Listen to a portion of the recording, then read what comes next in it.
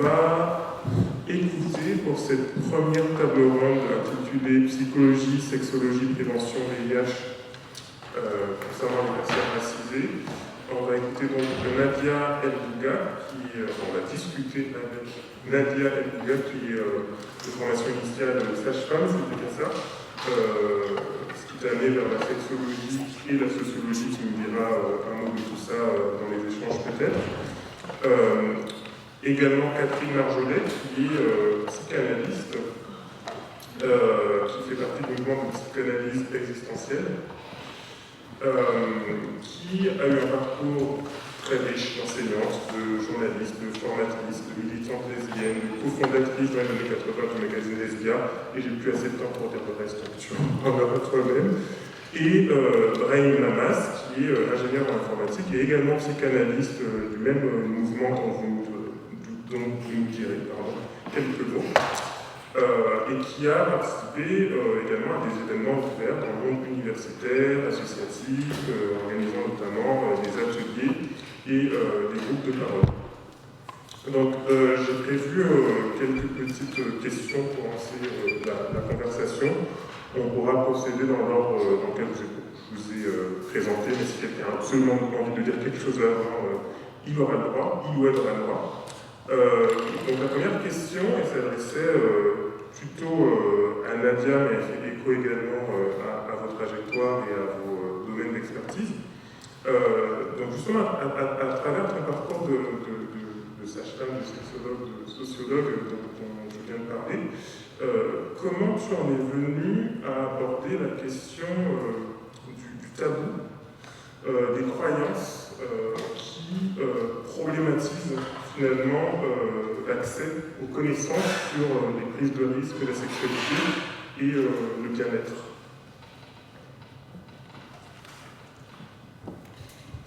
Merci Aline. Bonjour à toutes et à tous. Alors, comme m'a présenté Aline, je suis effectivement sage-femme, professionnelle de santé.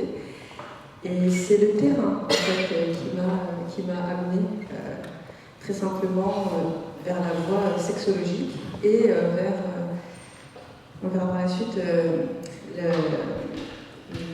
ma vocation de déconstruction de pas mal de préjugés, de fausses croyances. Donc effectivement, c'est le terrain qui m'a amené tout simplement à constater que finalement, quelles que soient les personnes, quelles que soient les origines, quelles que soient les confessions, on est en fait plus ou moins toutes et tous chargés finalement de tabous.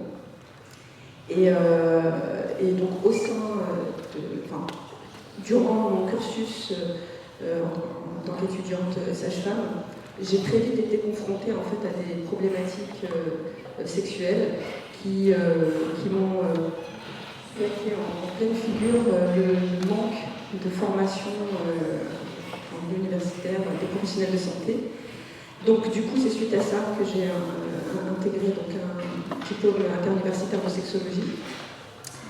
Je pensais être bien outillée et très vite, je me suis rendu compte que en voulant me former pour essayer de comprendre certains mécanismes, finalement, je ne sortais pas de certains systèmes qui étaient même prégnants dans le domaine de la santé. D'ailleurs, je comprends très bien le fameux biopouvoir, et je me suis rendu compte très vite que je faisais partie de ce biopouvoir, malgré moi. Donc sans être outillée de façon intellectuelle pour comprendre tout ça.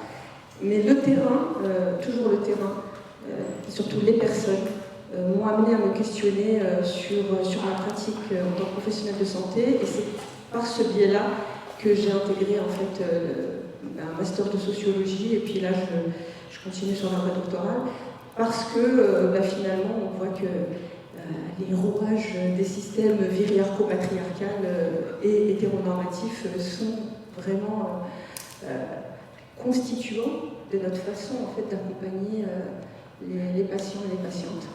Clairement, et moi je le vois, l'exemple le plus parlant, ça a été les situations de vaginisme, donc l'étiquetage qui est donné par par donc la profession, hein, c'est l'impossibilité d'avoir une pénétration, ou de pouvoir vivre, comme ils disent, une pénétration vaginale, en l'occurrence, soit par un pénis, soit par un objet, soit par des doigts, par exemple, lors d'un examen gynécologique.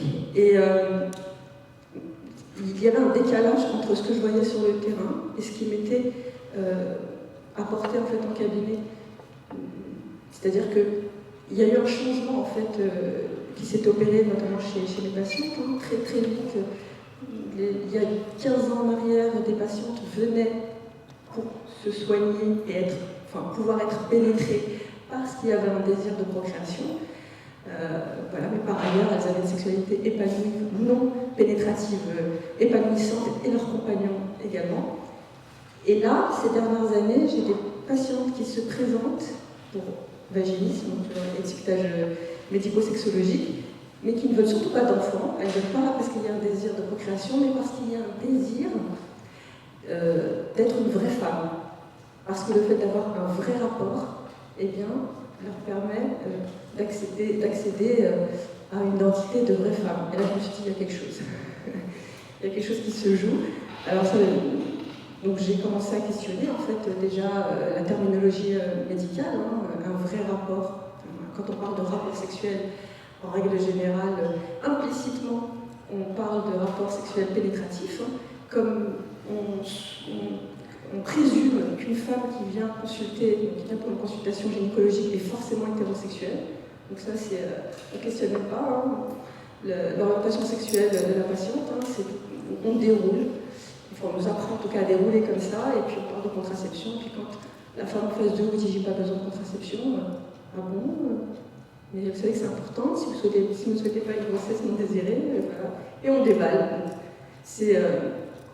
Donc ces éléments-là qui m'ont fait justement, qui m'ont permis de me questionner sur notre façon d'appréhender l'accompagnement des personnes eh bien, qui ne se reconnaissent pas en fait dans ce système hétéronormatif qui finalement nous impose une certaine façon de pratiquer un certain accompagnement, et on est loin encore de sortir vraiment de ce biopouvoir médical.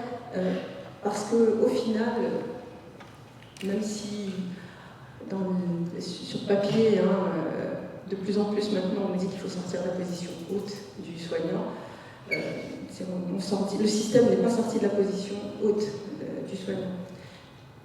Et juste avant de donner la parole à Raïm et Catherine, ce que tu viens de décrire avec l'exemple du vaginisme, ça montre comment ce système va avoir un impact délétère sur les femmes et notamment sur les lesbiennes avec l'exemple de l'invisibilisation.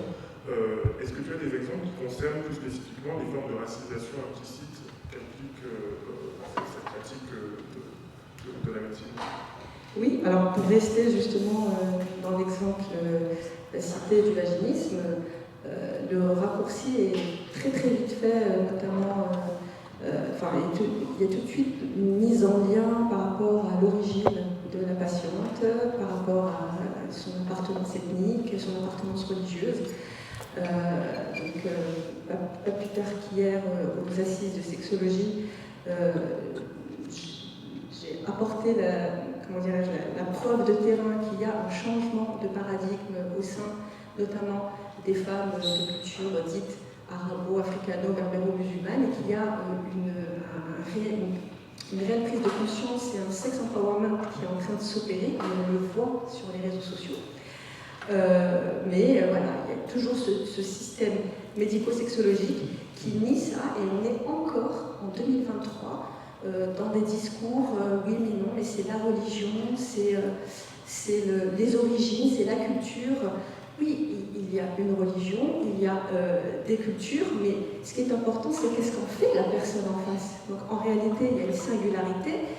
Mon islam n'est pas celui de ma patiente, n'est pas celui de mon patient, n'est pas celui... Donc tout dépend qu'est-ce que la personne en a fait. Donc le sachant et la sachante dans cette histoire, c'est la personne que l'on a en face de nous, et c'est à elle de nous dire qu'est-ce qu'elle en fait. Donc oui, il y a effectivement une intersection des stigmatisations, donc des stigmatisations intersectionnelles où tout vient s'entremêler. Alors effectivement, il ne fait pas bon de se présenter malheureusement encore en 2023 en étant femme, racisée, présentant un handicap, de confession musulmane, voilà, et de milieu populaire. Donc c'est une réalité encore très très prégnante. Merci beaucoup parce que ça me permet de faire la transition pour vous poser une question analogue, Catherine Ibrahim. Parce que là, Nadia a montré le poids du système, le poids des représentations dans un système, et ça me conduit à m'interroger sur la manière dont les sujets, les personnes que vous voyez en analyse, vivent ces formes de stigmatisation, comment elles leur donnent du sens et comment ça affecte en fait, leur santé mentale ou leur équilibre. Je sais pas qui veut commencer.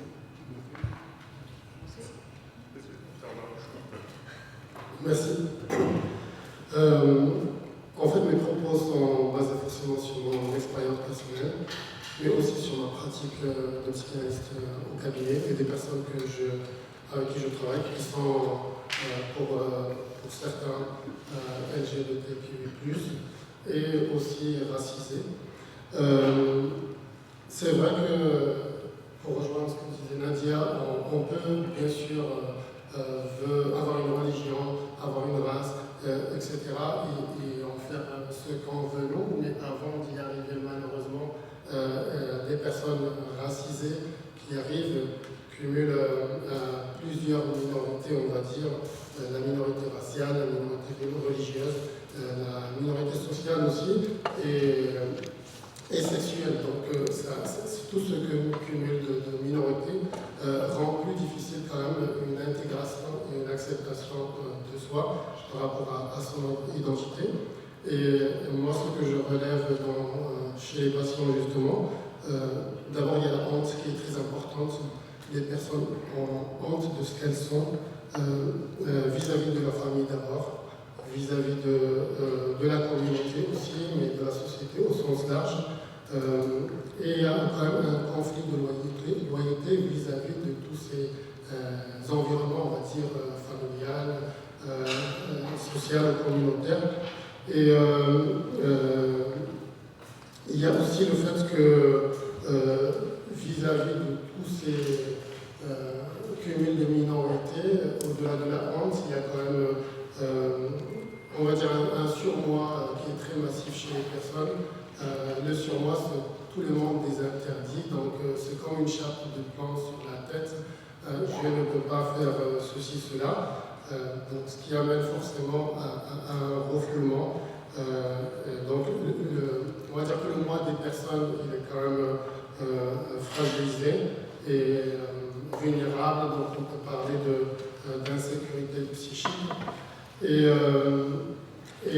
on peut noter aussi une haine de soi qui est inconsciente avec tout ce cumul de difficultés, parce qu'il y a les difficultés aussi sociales liées au fait que certaines personnes sont en situation irrégulière, n'ont pas accès au logement, n'ont pas accès au travail. Donc, ce cumul de difficultés fait qu'il y a un sentiment de haine inconsciente de soi qui peut amener malheureusement à des conduites ou des comportements addictifs comme l'alcool, la drogue ou la sexualité aussi, des conduites aussi autodestructives et des conduites à risque, notamment par rapport à la sexualité, la prise de risque, donc avoir une sexualité sans protection, voilà, et les risques que ça amène. On va dire que le monde pulsionnel, ce qu'on appelle ça en psychologie, des personnes vont se retrouver complètement coincées entre un surmoi qui pose beaucoup d'interdits et puis un moi qui est fragilisé. Pour les cas les plus graves, en tout cas moi que j'ai reçu en cabinet, je peux parler de... Ce matin, c'était Léo qui a parlé de ça, de psychotrauma. On peut parler de traumatisme, de personnes traumatisées et même de personnes dissociées traumatiquement, de syndrome post-traumatique, avec beaucoup de déni de ce qu'elles sont, un clivage. Donc, moi, j'ai eu un contact par une association pour une personne arrivée en France qui qui a décompensé psychologiquement. C'est-à-dire que la personne pensait qu'elle était...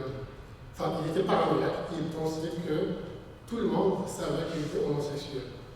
Donc, c'est vrai que dans ces cas extrêmes, il y a un accompagnement psychiatrique. Bien sûr, il faut un accompagnement psychologique, mais à ce moment-là, il y avait besoin vraiment d'un accompagnement psychiatrique de la personne. Je vais passer à ma Catherine. Bonjour. Notre méthode de psychanalyse est une méthode de psychanalyse existentielle. Alors, pour faire court, c'est un travail pour retrouver ça correspond à une valeur et un travail pour retrouver sa liberté. Donc c'est un travail de libération des aliénations psychiques. Dans les aliénations psychiques, il y a effectivement toute la cohorte des discriminations. Pour moi, une discrimination, qu'est-ce qu'elle produit? Elle produit du traumatisme. Quand on est ostracisé, discriminé, méprisé, rejeté, isolé, ça va créer un traumatisme psychique. Le problème, c'est que c'est pas comme un accident de voiture, excusez-moi de la comparaison, c'est que la personne va grandir et va vivre dans un environnement qui va créer une ambiance traumatogène permanente. Quand, de surcroît, il y a un cumul des discriminations, ça va créer une vulnérabilité, mais du coup une survulnérabilité, donc un risque d'éprouver des blessures psychiques et donc forcément narcissiques augmentées, avec un sentiment d'impuissance, un sentiment d'abandon, un sentiment de rejet, un isolement existentiel qui va pouvoir produire, on en a parlé, des symptômes et des difficultés quand on a cette chance de pouvoir accompagner les personnes en difficulté, qu'on aura à cœur de sortir de cette cohorte de symptômes allant de l'addiction, bien sûr, en termes de prévention du VIH à la prise de risque. Ce qu'il y a aussi d'important à dire, c'est que derrière cette blessure narcissique, il va y avoir un manque, une image de soi dégradée, une confiance en soi abîmée et surtout une estime de soi impossible. Donc notre travail de psychanalyste, et je tiens à le préciser parce qu'on en a débattu dans la préparation de cette table ronde, en tout cas pour ma part, je ne suis pas neutre. Je suis bienveillante mais pas neutre. Ou alors neutre au sens de Roland Barthes, c'est-à-dire hors identité sexuée. Ça veut dire qu'on est partie prenante, on doit accompagner, c'est pas possible de ne pas être solidaire à ce moment-là des personnes qu'on accompagne, à la bonne distance, hein. Mais c'est impossible de ne pas l'être. Je terminerai juste avec ça, c'est que d'après moi, le dommage le plus grave sur lequel on doit être attentif en cabinet, dans l'accompagnement, dans les groupes thérapeutiques, les groupes de parole, c'est l'homophobie intériorisée. Moi, je suis proche, j'ai beaucoup lutté et milité contre cette discrimination. Donc, c'est le fait que la personne ayant grandi dans un milieu, c'est ce que disait Nadia, hétéronormé, etc., hiérarchisé, stigmatisant et violent, la personne a intégré ça, c'est-à-dire qu'elle se place elle-même dans une posture où elle-même produit inconsciemment, c'est ça le pire, de l'auto-stigmatisation. Et ça, il faut vraiment le repérer parce que c'est pas forcément formulé et on doit être attentif à l'accueillir chez la personne pour l'accompagner à se libérer de ça.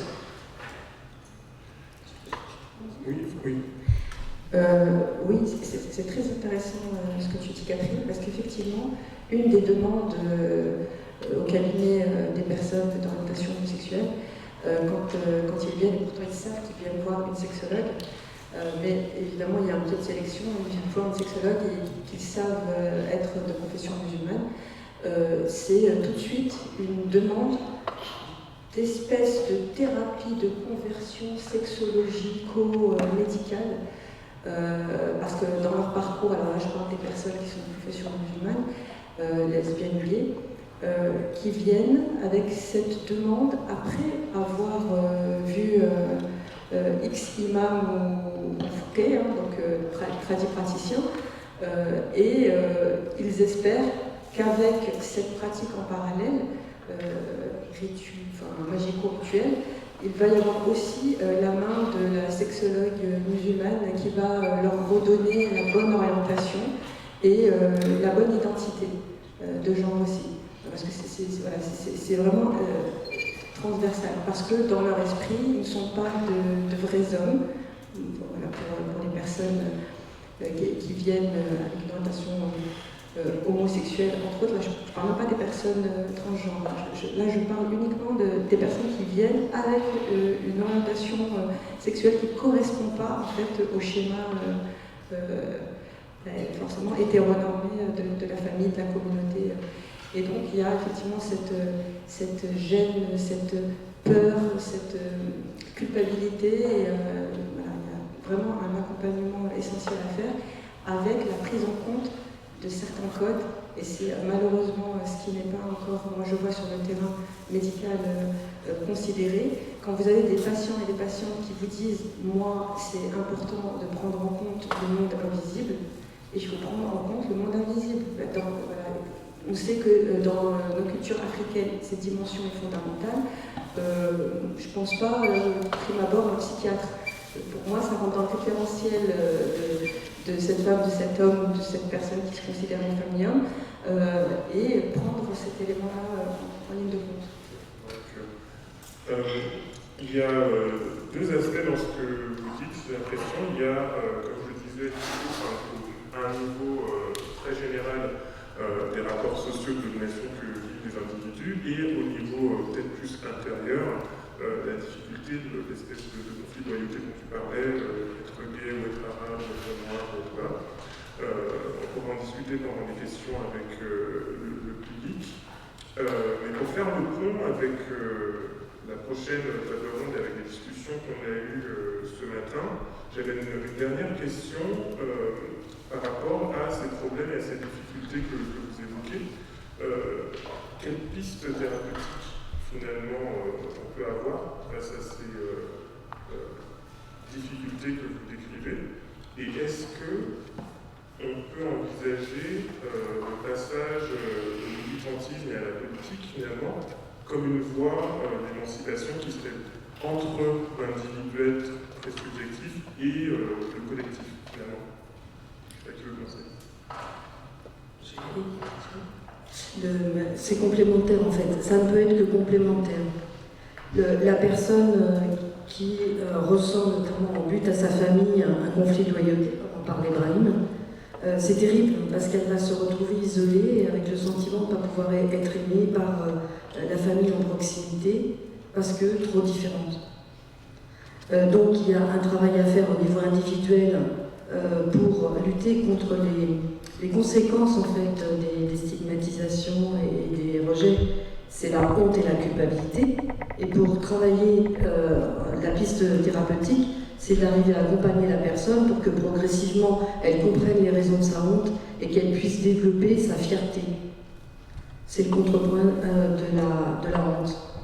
Alors on le fait individuellement, mais il est vraiment important aussi que la personne, pour structurer son moi fragilisé, c'est-à-dire son narcissisme abîmé, puisse avoir des figures d'identification. Et pour avoir des figures d'identification qu'elle n'aura pas trouvées dans son milieu d'appartenance, au milieu professionnel, etc., là où elle vit, il est très important qu'il y ait des lieux de socialisation, des groupes d'appartenance dans lesquels elle pourra développer son identité aussi grâce au lien avec l'autre.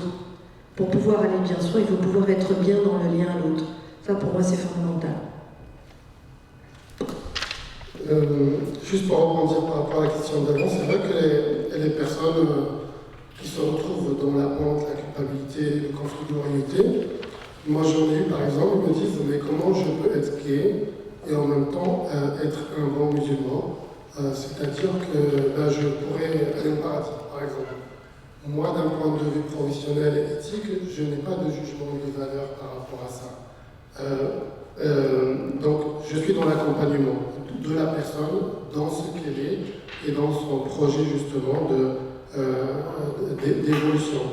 Il y a aussi une question par rapport à la famille. Est-ce que je peux m'affirmer en tant que gay ou en tant que trans, et quand continuer à avoir des relations avec ma famille qui me rejette quand même. Aujourd'hui, je suis rejeté.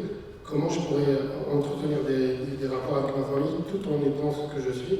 Ça rend compliqué quand même le cheminement. Et entretenir des relations sociales tout court, parce que pour les personnes racisées, elles pensent en venant en France qu'elles vont être mieux acceptées que dans leur pays d'origine.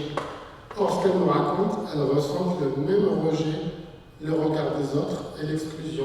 Donc, ce n'est pas mieux, ce n'est pas moins bien. Voilà.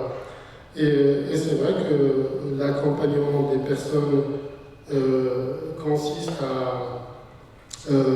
à renforcer leur moi psychique pour qu'ils arrivent à acquérir une certaine sécurité psychique, ce qui n'est pas facile parce qu'il y a la problématique des papiers, la problématique du logement, du travail. Donc renforcer aussi leur confiance en eux. C'est vrai que Catherine a parlé de concepts fondamentaux chinois dans la psychanalyse existentielle qui sont la liberté. Donc chacun est libre. Il y a la responsabilité, donc on est libre, mais en même temps on est responsable de ce qu'on est.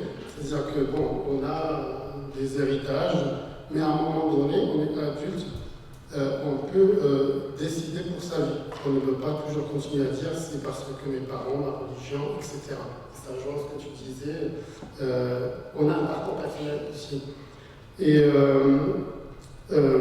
donc renforcer la confiance, l'autonomie.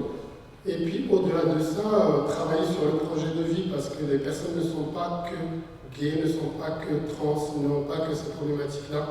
Elles ont aussi des rêves, des projets, et ça permet aussi de les ressourcer, parce qu'elles ont besoin de ressources.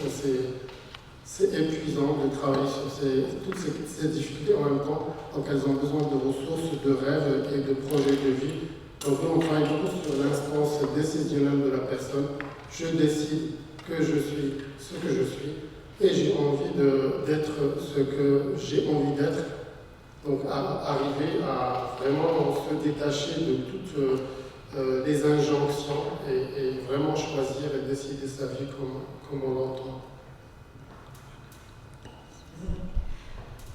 Alors, je vous rejoins, Brahim et Catherine. Effectivement, il y a un travail à faire au niveau individuel, notamment sur l'assertivité, donc là, pour le coup, je crois du point de vue sexologique, et des fiertés. En revanche, c'est compliqué de demander à des personnes qui ont grandi dans un système collectif, si je reviens avec l'exemple des communautés musulmanes, où l'individu n'existe pas, où c'est la notion de Ummah en fait, qui prédomine, et la personne a grandi avec cette notion-là. C'est compliqué de laisser perdurer la personne dans ce conflit de loyauté, et finalement de lui demander de faire un effort supplémentaire de s'extraire, donc double extraction finalement, et de se dissocier quelque part. Donc il y a ce travail à faire au niveau individuel, et il y a le travail, comme tu disais Catherine, collectif à opérer, et me semble-t-il, travailler sur ce côté individuel qui est fondamental, comme vous l'avez dit, mais ne pas changer les paradigmes de nos sociétés, en fait, c'est pisser dans un vieux, pardonnez-moi. C'est-à-dire que vraiment, il faut qu'on puisse, les uns et les unes, opérer, et rapidement, après, il y a un temps nécessaire, mais rapidement, ces paradigmes hétéronormatifs. Et pour ça, il faut utiliser tous les canaux possibles. Pour ma part, j'ai choisi le canal médiatique, puisque depuis 9 ans, je suis animatrice radio sur Beurre FM en compagnie de Philippe Robichon sur ces questions des sexualités. Pour la petite anecdote, quand je suis arrivée avec mon accoutrement, ils se sont dit « Oh là là, qu'est-ce que c'est que ce truc ?» Elle va nous parler du halal haram, donc du licite, illicite en islam. Bof, quand finalement ils ont compris qu'en fait je parlais de sexualité, des sexualités et de façon inclusive, ils se sont dit « Ah ben, on préfère peut-être qu'elle parle du halal haram, parce que là, c'est plus dérangeant. » Donc voilà, on s'accroche avec Philippe et on voit quand même des changements, alors de façon microscopique s'opérer, mais il faut passer par un microscopique pour toucher le macro. Et également, sur le terrain, je dispense des ateliers d'éducation aux sexualités parce que sans ça, effectivement, sur ces questions de tabou, de fausses croyances et de paradigme viriarco-patriarcal, on pourra difficilement changer les choses. Mais j'ai fait le choix de faire ces ateliers dans ce qu'on appelle les QPV, les quartiers prioritaires de la ville, là où personne ne veut aller, ou alors quand on y va, mais en serrant les dents. Et finalement, il y a une chose moi, qui m'a marquée dans certaines populations, c'est qu'il y a vous deux parlez d'identification. Ouais, voilà. Et il y a une identification, c'est-à-dire qu'après, tort ou à raison, donc, je sais que pour ma part, il y a une identification qui se fait parce qu'on me considère comme une paire, donc IRE, et donc du coup, elle va me comprendre. Bon, après, c'est leur représentation de la chose, mais bon, tant mieux si ça peut opérer et puis permettre des évolutions, tant mieux, et des évolutions il y en a, puisque ils sont encore très très rares, mais il y a des institutions religieuses, donc des imams qui maintenant sont noyés sous les problématiques et qui commencent à appeler des personnes comme moi qui pour autant ne cachent pas leur discours et leur travail inclusif. Peut-être qu'on peut ajouter quelque chose, une petite chose. Ce que je voulais dire, parce que vous faisiez référence à vos expériences, pour reparler de la prévention du VIH, j'ai eu à animer des permanences bénévoles ENIPS et PSIGEL, une des associations à laquelle j'appartiens. Effectivement, derrière la prise de risque, pour les personnes racisées, il y avait très rapidement, et les personnes LGBT qu'il y a plus, il y avait tout de suite la question, oui, mais j'ai aussi ce problème-là, c'est-à-dire de dire à ma famille, etc. Donc les personnes elles-mêmes associaient les deux difficultés finalement. Bon, ça c'était juste un petit aparté. Je voulais rajouter ça, c'est que pour moi c'est le lien thérapeutique qui soigne. Tu demandais quelles sont les pistes thérapeutiques. C'est le lien thérapeutique, c'est l'implication. Et aussi, il y a une autre chose que je voulais rajouter, c'est que le risque à la fois de faire un trajet individuel et de militer dans des groupes d'appartenance, militer ou simplement vivre des expériences dans les groupes d'appartenance, il faut être vigilant à ce qu'il n'y ait pas un clivage identitaire entre la partie en colère qui s'oppose et qui est contre, avec les pairs du groupe d'appartenance et de mobilisation, de lutte, et la partie plus fragilisée qui reste enquistée et qui n'arrive pas à être aidée finalement. J'ai eu fait aussi plusieurs actions de formation nationale avec la HALD et le ministère de l'Éducation nationale, qui étaient très intéressantes parce qu'il y avait à la fois les jeunes, les parents, les responsables syndicaux et des personnes de la HALD, justement avec ma collègue trans. Il y avait tout un travail de mise en situation autour des représentations et autour des solutions à trouver ensemble, dans des mises en scène, des situations jouées aussi au niveau dramatique, pour trouver ensemble des solutions. Juste une petite chose, c'est que ça fait le lien avec votre question de ce matin. Pour moi, le premier militantisme, c'est le militantisme personnel.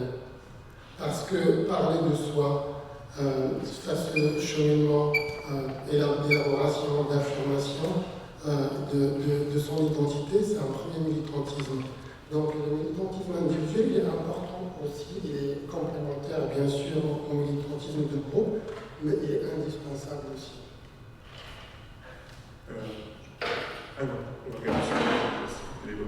On va ouvrir des questions, observations, questions à la salle.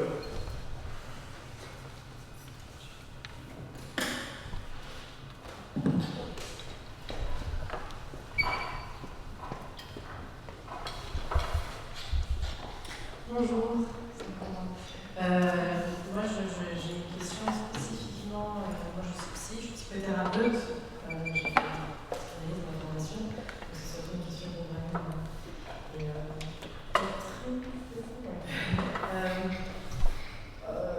En particulier, dans la relation thérapeutique, quand on parle de ce sujet-là, je pense aussi, et qu'on a reçu Catherine étant une femme peut-être psycho-blanche justement, l'impact que ça peut avoir aussi sur la thérapeutique et comment est-ce qu'on peut utiliser ces projections, ces transferts justement,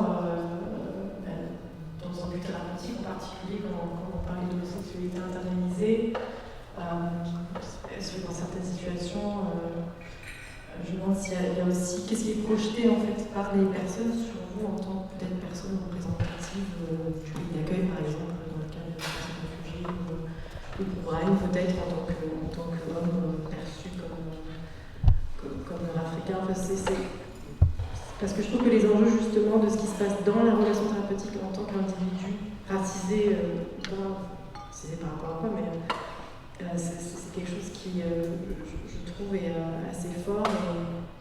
On n'est pas, en tout cas, j'ai pas été formée en France, mais je trouve qu'on n'apprend pas assez là-dessus, justement, sur ces enjeux raciaux, si je puis dire, dans la relation thérapeutique. Merci. Effectivement, moi je suis d'origine maghrébine, donc je suis musulman, de naissance on va dire, je suis gay. C'est ce que j'ai expliqué à une personne avec qui j'ai discuté tout à l'heure. Naturellement, certaines personnes issues de certaines origines sont venues vers moi. Je n'ai pas du tout cherché, ça s'est fait tout seul. Je n'ai pas que des patients d'origine étrangère, on va dire.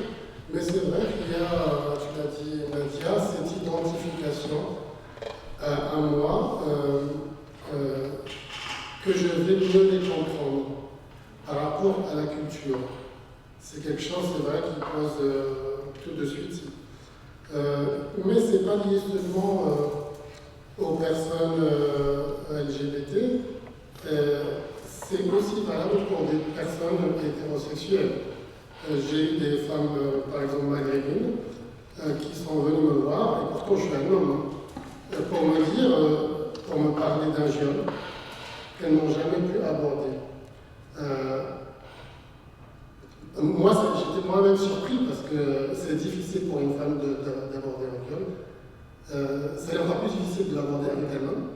Et il y a cette identification à la culture, au poids de la culture, et donc à une certaine compréhension spécifique du monde intérieur, même du monde intérieur de la personne. C'est vrai. C'est assez étonnant le phénomène d'identification et de contre-identification et donc forcément de projection dans la situation thérapeutique avec le thérapeute. Tout est possible. Bon, sachant qu'il y en a qui prennent le soin de venir nous googliser pour savoir qui on est, ce qu'on a fait, etc. Donc assez rapidement on sait qui on est. Ce qu'il y a d'important, c'est de laisser aller dans le transfert, dans la projection sur nous, le possible, mais en se respectant aussi soi en tant qu'analyste, bien sûr. Moi, j'ai tout entendu. Ce qui m'intéresse, j'ai deux exemples en tête. Très récemment, une jeune femme métisse franco-marocaine me disait ça. Je ne sais plus tout à fait comment c'est venu. Mais elle m'a dit je suis restée en travail avec vous parce que j'ai su que vous n'étiez pas raciste. Elle l'a vérifié, en fait, je ne me souviens plus comment, mais elle a dû le vérifier. Donc, comme je ne suis pas neutre, comme je l'ai dit tout à l'heure, elle a pu confirmer sa présence. Une autre femme, noire, militante et connue, les 2-3 premières séances ont été vraiment très mouvementées. Et j'ai fini par lui affirmer haut et fort que j'assumais de pouvoir, moi, analyste blanche, suivre une femme noire. De surcroît, moi lesbienne et elle bisexuelle, que je m'en foutais. Et que j'étais, d'une certaine manière, impliquée d'ores et déjà. Et du coup, la thérapie peut avoir lieu. A contrario, j'ai pu avoir, et c'est là ma limite, il faut connaître cette limite dans l'exercice, un homme blanc raciste. C'est moi qui suis intervenue en disant je ne pourrais pas vous suivre. C'est ma limite. Moi j'ai une question qui répond. Ça fait un peu écho à la question d'avant, mais c'est pas vraiment le même sujet. Et là je vais parler et de mon terrain et de mon expérience personnelle. Mais c'est vrai que je trouve que parfois, on peut poser la question de la politisation aussi, de la mise en opposition systématique des communautés non blanches avec les communautés LGBT, sans nier en fait aussi le vécu difficile de personnes qui s'identifient justement avec ces étiquettes sociales. Et je pense aux travaux de Patrick Awondo, qui lui travaille sur la France et le Cameroun, et qui montre en fait les effets délétères d'associer le fait de vivre librement sa sexualité à une occidentalisation. Et du coup, il y a vraiment cette injonction à choisir son camp. Et moi, j'ai vraiment senti dans les milieux blancs LGBT, soi-disant pas racistes, où en fait c'est toujours un truc de. T'es là malgré, alors qu'en fait, moi, franchement, j'ai pas de problème avec ma famille, tu vois. Et je connais plein de blancs qui ont des problèmes avec leur famille. Sauf qu'on va pas le poser comme une question de une famille blanche et son homophobe, comme la plupart des gens, quoi. Et donc ça, j'aimerais votre opinion en tant que thérapeute. Et aussi, du coup, ça pose la question de est-ce qu'on peut aussi penser que des personnes racisées LGBTQ aient envie d'espace de solidarité sans blanc et sans hétéro. Et du coup, la question de l'autonomisation aussi de ces espaces de respiration. Voilà.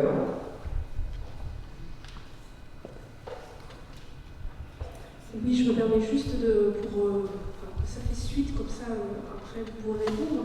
Merci pour les interventions, notamment je suis très intéressée par le travail que vous faites en tant que sexologue et sage-femme.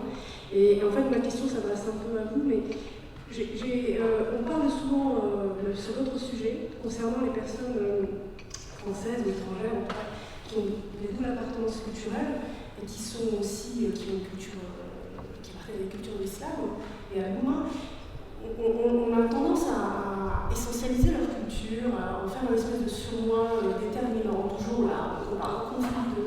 Et moi, tout à l'heure, j'ai pris beaucoup de plaisir à vous écouter, d'expliquer ce qui se passe dans la relation thérapeutique et ce qui se joue au point de vue du sujet qui vient de vous rencontrer. Je me dis, finalement, si on ne construisait pas de manière très nationaliste et raciste, en fait, les cultures d'islam comme les cultures forcément queerphobes et homophobes, quand on sait en plus, nous en tant que musulmans, déjà les disputes et les enjeux, les déconstructions de ces mythes, il y a Amina Wadoud, il y a des exégèses, des théologiennes aussi, le Maghreb, il y a plein de gens qui déconstruisent ces questions-là, et on continue à en parler comme si.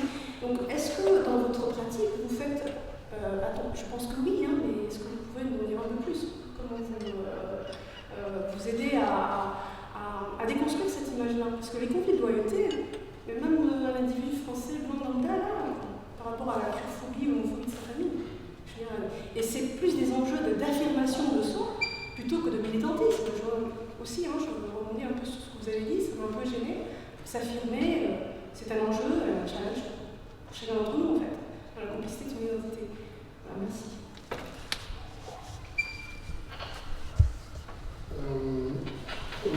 Moi, je veux dire que c'est vrai qu'on focalise davantage sur l'accumulation des minorités. Moi, en tout cas, c'était mon propos. Mais les processus psychiques sont les mêmes chez tout le monde. C'est universel. Nous, en plus, on fait partie d'un courant de psychanalyse existentielle. Dans existentiel, il y a je, moi, j'existe. Et c'est vraiment sur ça qu'on travaille. Bien sûr qu'il y a l'environnement, on ne peut pas le nier. Une personne grandit dans un environnement social, culturel, religieux, etc. Ça fait partie d'une construction jusqu'à un certain âge. C'est pour ça que je disais que quand on devient adulte, on devient responsable de sa vie. Donc l'affirmation, elle se fait de travail, en tout cas c'est un travail d'affirmation de sa propre personne en tant qu'individu. Même si dans certaines cultures, c'est plus difficile parce que la notion d'individu n'existe pas. Donc, bien sûr, moi dans ma famille, on était plusieurs, il n'y avait pas d'individu, on raisonne en collectif. Pour moi personnellement, indépendamment de la psychologie, ça a été un parcours personnel. Peut-être qu'il y a des familles qui sont différentes, mais en tout cas, moi, la mienne, elle était comme ça. On ne raisonne pas en termes d'individu, on raisonne en termes de famille, de groupe. Donc, c'est vite de s'individualiser déjà. Et les problématiques sont valables pour tout le monde, quelle que soit la race, la religion, la culture. Par contre, quand il y a une accumulation de difficultés, ce n'est plus du tout pareil. Donc il y a une accumulation de vulnérabilité.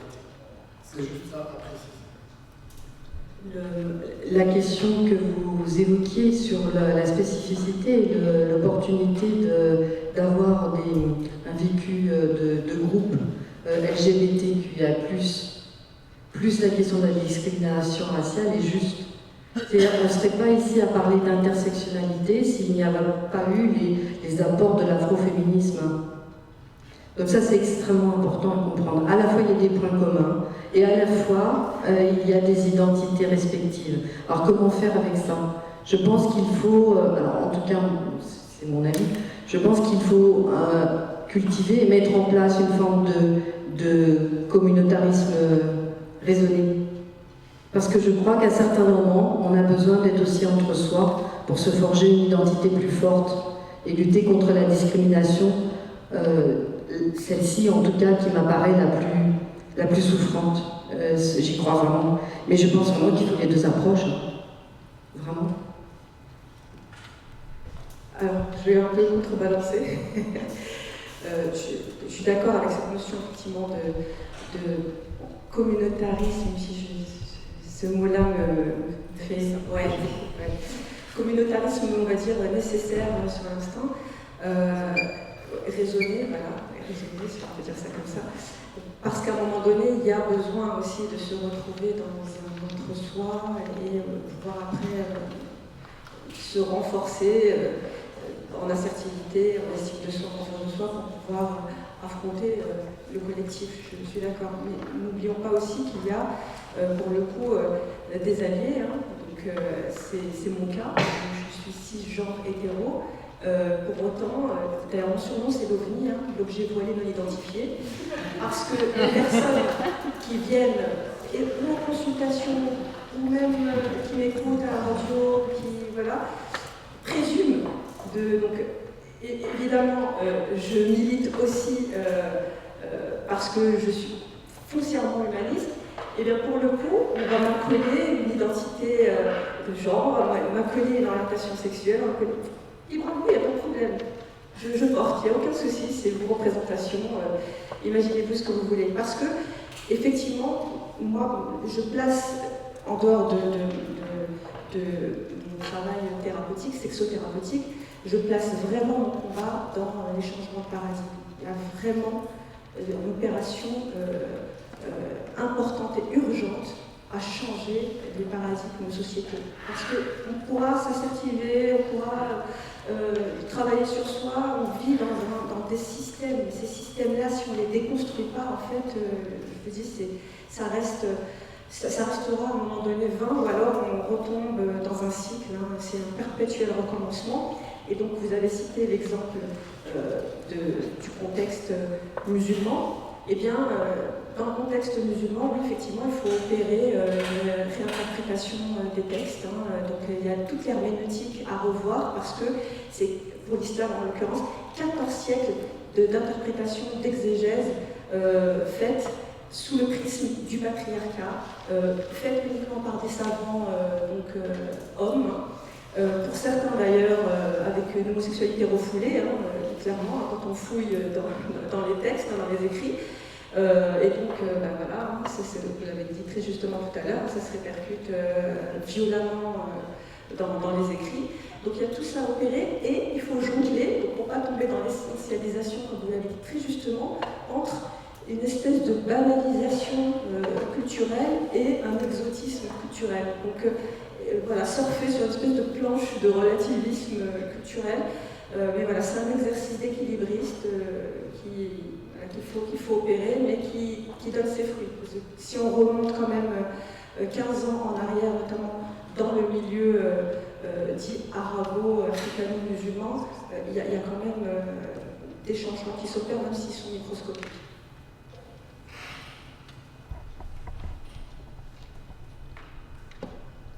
Je peux rajouter un point sur la déconstruction. J'aime bien ce terme de déconstruction. C'est là où on peut trouver peut-être aussi une intersection entre l'individuel et le collectif. Je pense qu'on peut déconstruire si on sait qui on est aussi.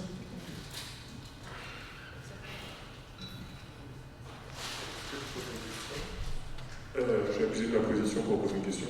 On a parlé d'essentialisme et d'homonationalisme, etc. Parce qu'on parle aussi de fémonationalisme. Est-ce que vous pouvez nous dire un mot des formes de nationalisme dans le monde maghrébin, dans le monde arabe, et leurs effets sur les représentations dont vous parliez d'incompatibilité finalement entre telle orientation sexuelle, telle identité genrée et l'islam ou l'arabité, parce que ça m'intéresse beaucoup et c'est très délicat encore une fois à aborder dans le contexte antillais. On ne veut pas tomber dans la stigmatisation de telle population comme étant fondamentalement homophobes ou sexistes, etc. Et en même temps, il y a bien des mouvements qui influent les imaginaires et leurs représentations en laissant entendre, en promouvant l'idée de cette incompatibilité culturelle. Donc comment ces éléments-là apparaissent dans votre pratique ou dans vos actions?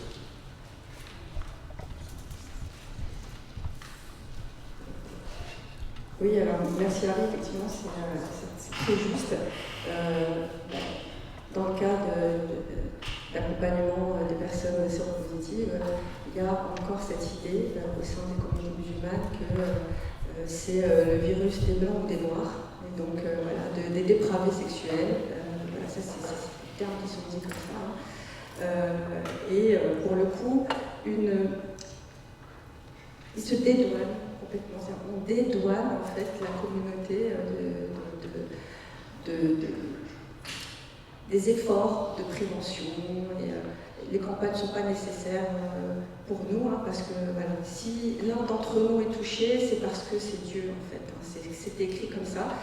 Mais en réalité, tout le reste vient de l'extérieur. Alors, quand en plus il y a les discours qui viennent là-dessus étayer l'impact du colonialisme et tout le reste, alors effectivement on perd les gens parce que de toute façon à un moment donné ils sont convaincus que oui, si c'était pas mélangé, si voilà, on aurait dû garder en fait cette pureté culturelle, ethnique et autres.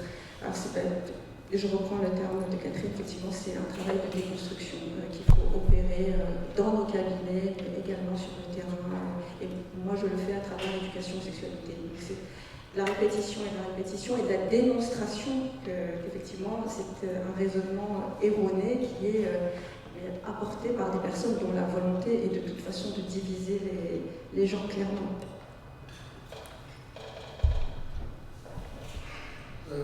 On peut noter quand même des évolutions, heureusement, depuis 30 ans. Enfin, il y a 30 ans, on ne voyait pas du tout de représentation maghrébine ou musulmane dans les milieux homosexuels ou LGBT.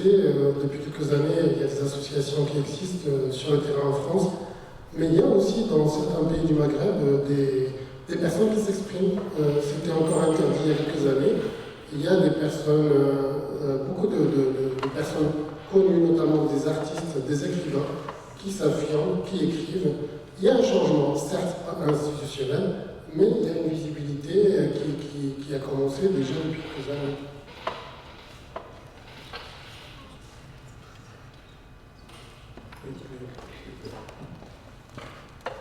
Merci beaucoup. Vraiment, ça donne de la respiration de vous écouter. Et j'avais une question pour Brahim et Catherine par rapport notamment au champ de la psychanalyse et du psy, qui est un champ qui est marqué par énormément de tensions et de controverses et un backlash réactionnaire très conséquent. On se rappelle des tribunes dans je ne sais plus le point consacré au terrible décolonialisme qui arrivait dans la consultation et jusque dans le cabinet du psy, de la psy. Et je voulais savoir comment vous vous situez dans ce moment de tension et de controverse où aussi il y a des voix de la psychanalyse, de la théorisation de la psychanalyse aussi qui émergent et qui s'assument dans des filiations féministes, dans des filiations fanoniennes, etc. Et je voulais savoir comment ça a imprégné votre pratique aussi dans un champ par rapport à vos collègues et comment est-ce que vous militiez sur ces questions-là par rapport à ce champ-là et comment ça avait des incidences dans votre clinique en fait avec vos patients et patientes.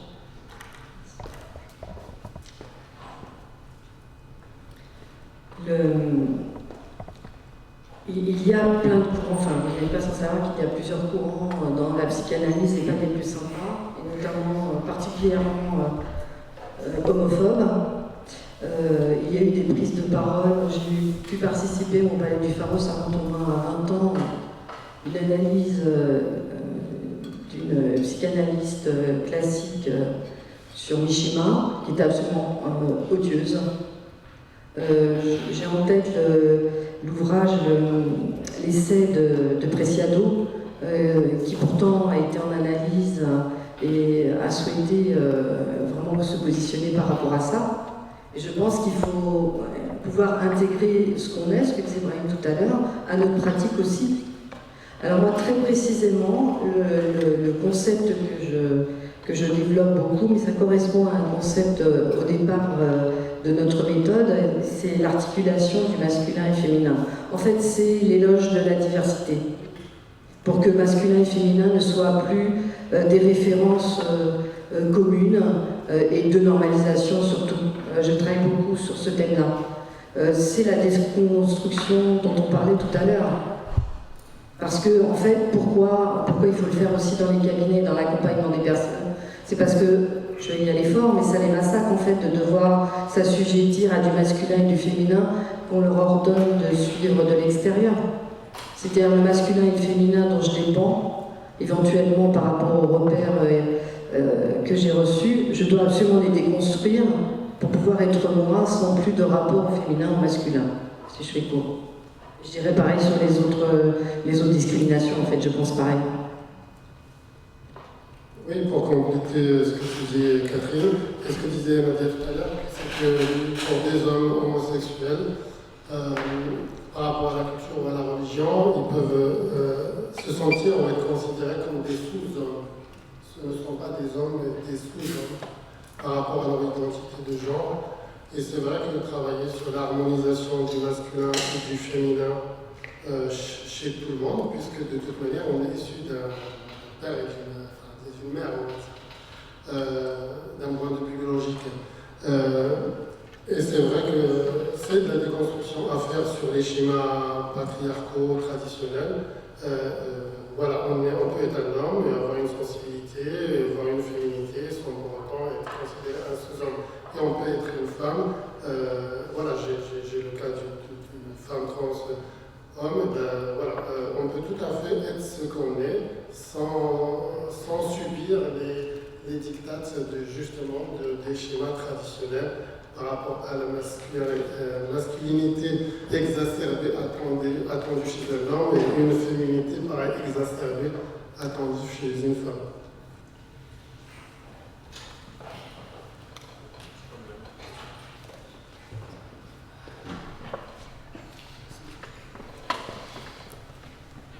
Ouais, j'ai une question, c'est par rapport à ce que la passion dont vous parliez. Moi, j'avais fait un entretien avec une personne qui travaille dans une asso par et pour des personnes trans, et la majorité c'est des femmes trans qui gèrent l'asso et qui sont bénéficiaires. Et la personne me parlait elle a dit la dictature de l'apparence. Et est-ce que, parce qu'il y a ce truc de tu peux t'affirmer toi pour toi, mais en fait il y a ce que les gens te renvoient, et dans votre pratique aussi, est-ce que c'est un sujet qui vient? En fait, moi je m'accepte, moi ça va, mais les autres non, et je sais pas comment faire. Ça, c'est typiquement un marqueur d'homophobie intériorisée. C'est-à-dire que si les autres, moi je suis différente dans mon identité, si c'est ce que vous vouliez dire. Hein, c'est typiquement une manière de ne pas sentir là où on est blessé par le monde environnant. Donc comment l'accompagner? C'est en questionnant, on travaille beaucoup en questionnant la personne, c'est-à-dire qu'est-ce qu'elle comprend de ce qu'elle est en train de dire en fait. C'est pourquoi elle n'est pas comme les autres. Qu'est-ce qui fait qu'elle n'est pas comme les autres? Et examiner, c'est elle qui va le dire, mais examiner ce qu'elle apprécie dans ce qu'elle est en lui faisant préciser progressivement dans l'échange et rejeter, enfin ne pas tenir compte de ce qui ne lui plaît pas dans ce qu'elle est. Et sans mettre de côté cette histoire d'homophobie intériorisée.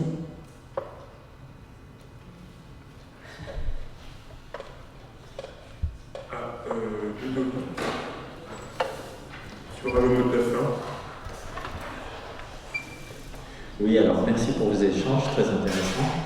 Et je n'avais pas prévu de mettre mon grain de sel, mais je vais le faire quand même. Sur la question de l'individualité, c'est bon. Et j'ai arrêté depuis tout à l'heure de me dire tais-toi. Et quand même, je trouve que c'est très intéressant justement que deux intervenants. Donc,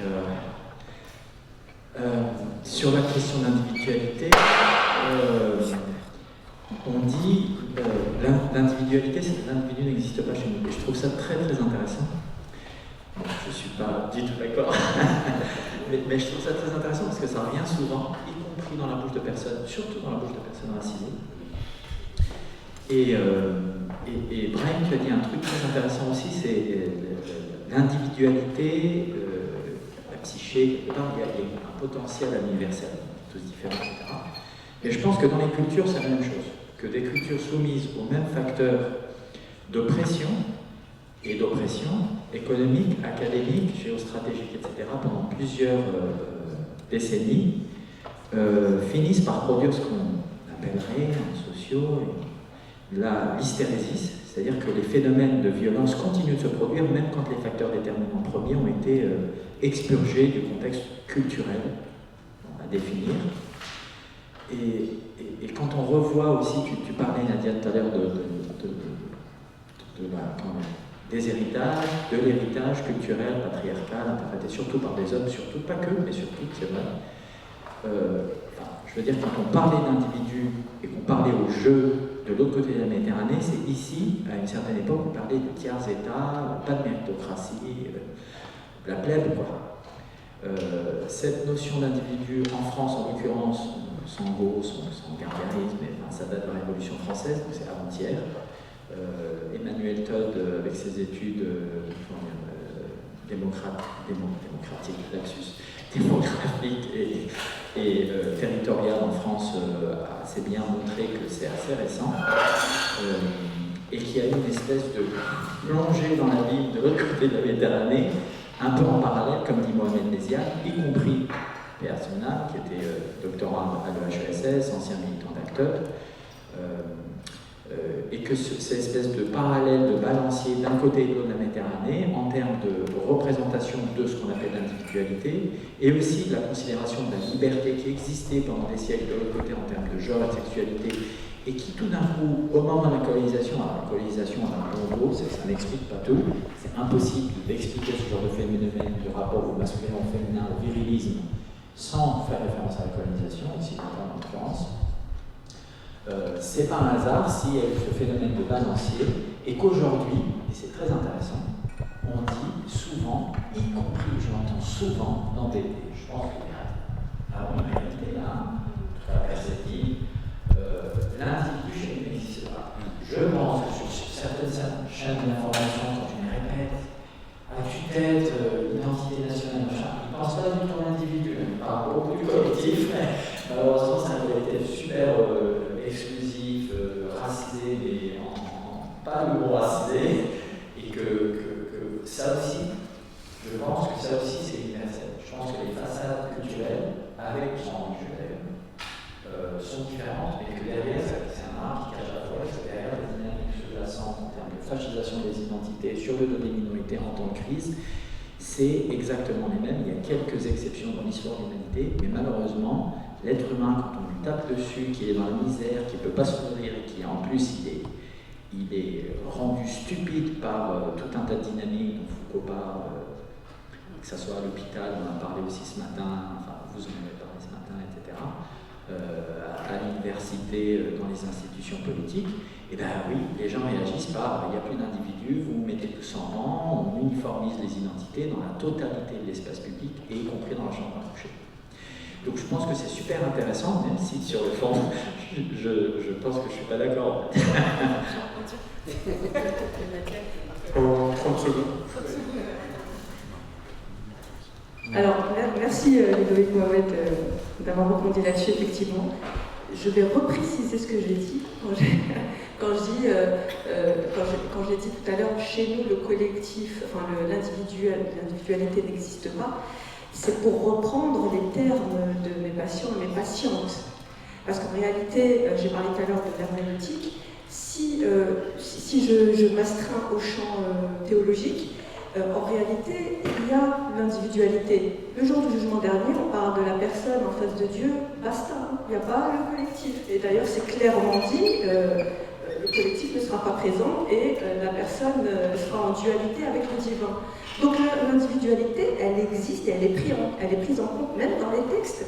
Maintenant, charge à nous d'extraire cet élément-là et de l'étayer avec de nouvelles exégèses. Et tu fais bien de mettre l'éclairage là-dessus, je l'exprime. En somme, ce sont les usages sociaux des textes et leurs effets sur les dynamiques individuelles.